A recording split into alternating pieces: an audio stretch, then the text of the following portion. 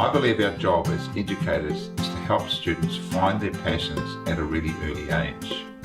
And why a really early age is so important is because children from the ages of 2 to 7 predominantly in a theta brainwave pattern. If they're exposed to things which really support their well-being, they'll grow up feeling self-resilient and very successful adults.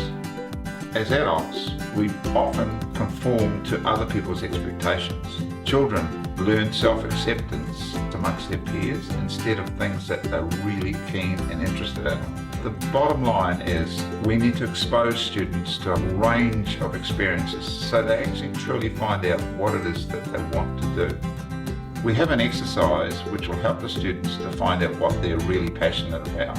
It will give them a place to start looking.